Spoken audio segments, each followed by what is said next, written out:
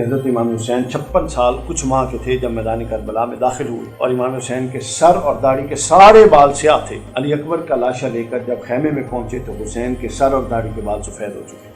جو اللہ نے کہہ دیا کہ ہم نے اس کو جو ذبح عظیم سے فدیہ کر دیا، وہ ذبح عظیم ذبح حسین ہے۔ اللہ سے کرے دور تو تعلیم بھی فتنہ، املاک بھی اولاد بھی جاگیر بھی فتنہ، نہ حق کے لیے اٹھے تو شمشیر بھی فتنہ، شمشیر ہی کیا نعرہ تکبیر بھی فتنہ۔ السلام علیکم ناظرین، لیڈر ٹی وی کی جانب سے میں یاسر شمعون خان آپ کی خدمت میں حاضر ہوں۔ غم کی سحر شروع ہو گئی ہے، رات کتنی طویل ہوگی، یعنی کہ 10 محرم وہ کیا ہوا، کیا واقعہ تھا، جاننے کے لیے ڈاکٹر علامہ علی وقار قادری صاحب اس وقت ہمارے ساتھ موجود ہیں۔ ڈائریکٹر منہاج ایجوکیشن ہیں، متعدد کتابوں کے مصنف ہیں، گہری بات کرتے ہیں، دلیل کے ساتھ کرتے ہیں۔ ان سے جانیں گے کہ کیا یہ جنگ آخری دن ٹل سکتی تھی، رک سکتا تھا یہ ظلم ڈاکٹر صاحب؟ بسم اللہ الرحمن الرحیم۔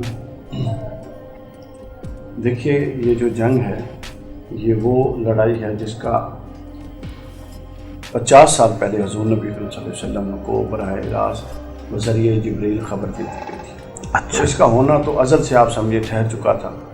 جب اسماعیل علیہ السلام پر چھری چل رہی تھی اور اسماعیل پر چھری نہ چلی اور نیچے ایک جانور آ گیا تو قرآن کہتا ہے وَفَدَيْنَاهُ بِذِبْحٍ عَظِيمٍ، اور ہم نے ذبح اسماعیل کو ایک عظیم ذبح کے ساتھ فدیہ کر دیا۔ فدیہ کر دیا۔ غلط فہمی یہ ہو گئی لوگوں کو کہ لوگوں نے اسماعیل کو تو ذبح سمجھ لیا، دمبے کو ذبح عظیم سمجھ لیا۔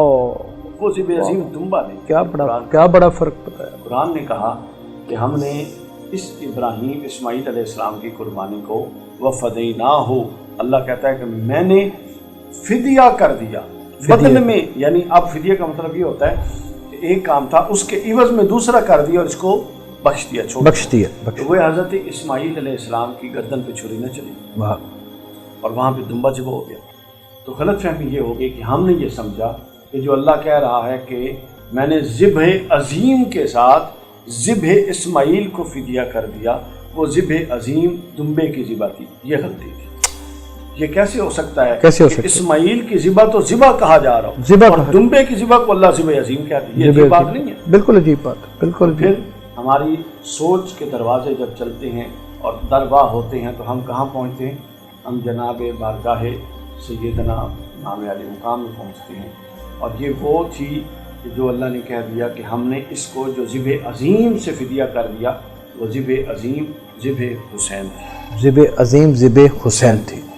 10 محرم کا دن طلوع ہوتا ہے اور دن میں اس پورے دن کی ایک ایک گھڑی قیامت خیز ہے، ایک ایک گھڑی قیامت، اور اس پورے دن میں جس ظلم، جس بربریت اور جس درندگی کا اظہار افواج یزید کی طرف ہوا، آپ، میں اور کوئی انسان وہ ظلم کسی جانور ہمارے سامنے بندہ ہو اس کے ساتھ بھی روا نہیں رکھ سکتا۔ اللہ اکبر۔ جو ان لعنتیوں نے آل رسول کے ساتھ، جس رسول کا کلمہ پڑھتے تھے، اور لطف کی بات ہے کہ وہاں سب نمازیں پڑھ رہے تھے اور اسی نماز میں پڑھتے تھے اللہم صلی علی محمد وعلی آل محمد، انہیں کی تلوار نکال کے آکے آل کو کاٹ رہے تھے، انہیں کی آل پہ درود بھیج رہے ہیں، انہیں پر وار کر رہے ہیں، آل پر درود بھیج رہے ہیں۔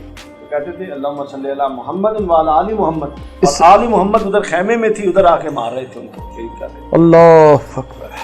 یہی تو کہتے ہیں کہ یہ کیا عجیب منظر تھا کہ قتل ہوا حسین نعرہ تکبیر کے ساتھ۔ اقبال نے اس لیے ایک فرق کر دیا تھا کہ اللہ سے کرے دور تو تعلیم بھی فتنہ، اچھا، املاک بھی اولاد بھی جاگیر بھی فتنہ، نہ حق کے لیے اٹھے تو شمشیر بھی فتنہ، شمشیر ہی کیا نعرہ تکبیر بھی فتنہ، نعرہ تکبیر بھی فتنہ۔ کیا بڑی بات، واہ واہ واہ، کیا بڑی بات۔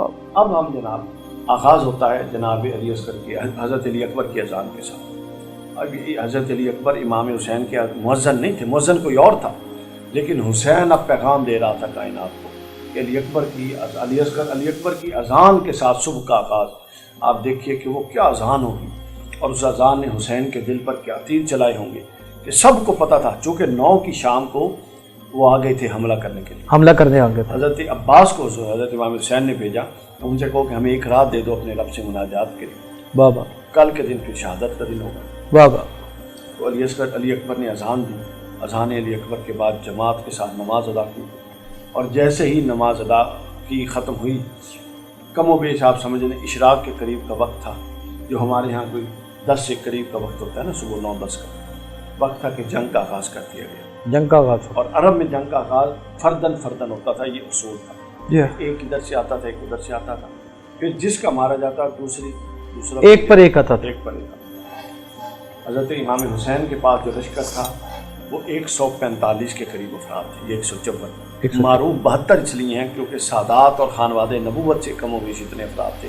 یا بعض لوگوں نے لکھا ہے کہ جو حربی جنگی صلاحیت رکھتے تھے وہ 72 تھے. باقی تو خبر بچے معصوم بزرگ, مسلم بن اوسجا, حبیب ابن موسیٰ, کل ملا کے 145. کل ملا. ناظرین, یہ کتنے قرب اور کتنے ظلم اور کتنی خطرناک بات ہے, درد کی بات ہے کہ اس میں وہ لوگ بھی موجود تھے جو جنگ سے بالکل ناواقف تھے.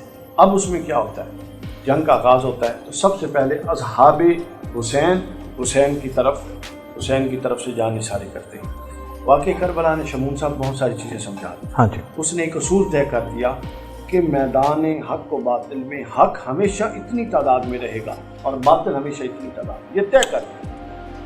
یہ اصول ہو گیا کہ جہاں حق ہوگا وہ اتنی نسبت تناسب ہوگا جتنا حسین کے ساتھ تھا, اور جہاں باطل ہوگا وہ یہی اتنا. آپ خود دیکھ لیں, اہل حق ہمیشہ 4 5 7 10 ہوتے ہیں بالکل, اور دوسری طرف پورا جہان ہوتا ہے, پورا جہان. حسین نے یہ طے کر دیا. اب کیا ہوا, شہادتوں کا سلسلہ, پہلے امام حسین کے اصحاب آپ پر قربان ہوتے رہے. جب آپ کے اصحاب ختم ہو گئے, ایک ایک کر کے سب نے اپنی جانیں قربان کر دی, اس کے بعد امام حسین کی اور حضور صلی اللہ علیہ وسلم کے اپنے خانوادے کی بات ہے. اور حضور کے خانوادے میں جو پہلا شخص مشہور روایت کے مطابق میدان کربلا میں اترا وہ کون تھا؟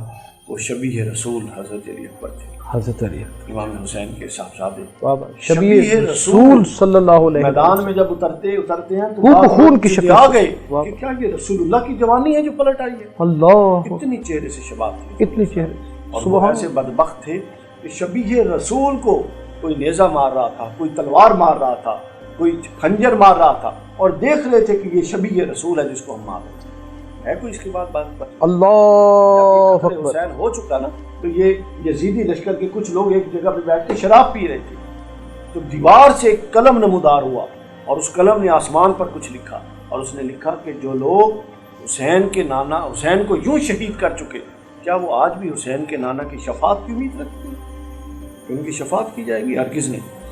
حضرت علی اکبر کی شہادت ہوئی, میدان میں آئے شبیہ رسول, بے شمار یزیدیوں کو واصل جہنم کرنے کے بعد بالآخر دور سے ایک بدبخت نیزہ مارا جو آپ کے سینے کے آر پار ہو گیا. اللہ. اور اسی نیزے سے آپ گھوڑے سے زمین پر تشریف لے آئے اور اونچی آواز میں امام حسین کو پکارا. امام حسین تشریف لائے تو کہتے ہیں کہ یا ابا جان, اگر آپ مجھے تھوڑی سی پانی دے دیں, پانی چونکہ بند تھا 7 محرم سے, اگر آپ مجھے تھوڑا پانی دے دیں تو میں پھر ان کے ساتھ جنگ کروں گا. یعنی اب بھی اس شیر کا حوصلہ نہیں ٹوٹا تھا.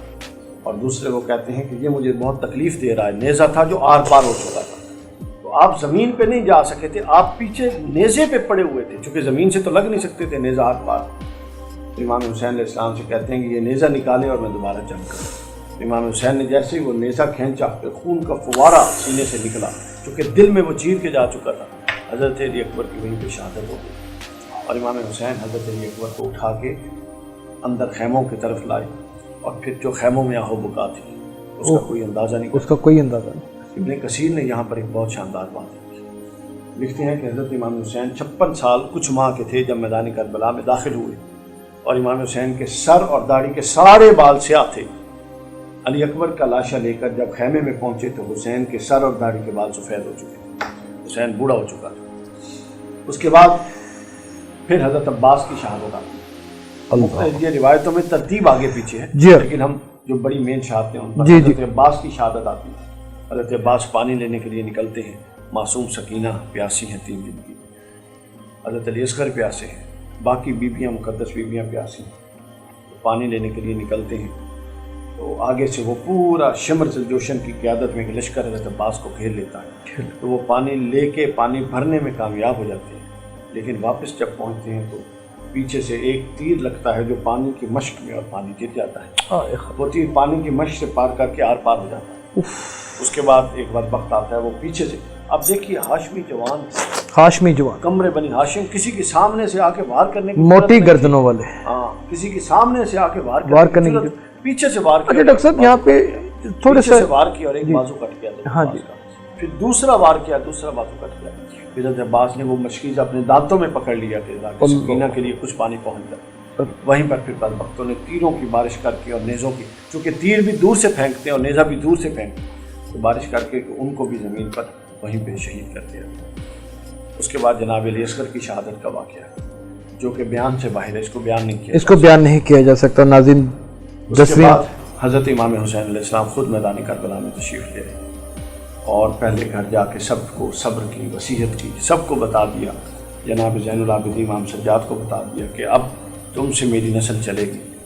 فاطمہ زینب کا خیال رکھنا, سکینہ کا خیال رکھنا, میری ازواج کا خیال رکھنا, اپنی ماں کا خیال رکھنا. مکمل وصیتیں کر پوری وصیت فرما کے تشریف لائے. تو آپ دیکھیے کہ ایک شخص جو بھوکا پیاسا ہو 3 دن کا, ایک شخص جو اپنے بیٹوں کے 21 سال کے بیٹے کا بھی اور 6 ماہ کے بیٹے کا بھی لاشا اٹھا چکا ہو, جو اپنے 18 سال کے بھتیجے قاسم کا لاشا اٹھا چکا ہو, جو اپنے عباس جیسے بھائی کا لاشا اٹھا چکا ہو, جو اپنے سارے اصحاب کو قتل شہید کروا چکا ہو, کیا اب بھی اس کے اندر جرت ہو سکتی ہے اور حوصلہ کہ وہ تلوار لے کے بیٹھے؟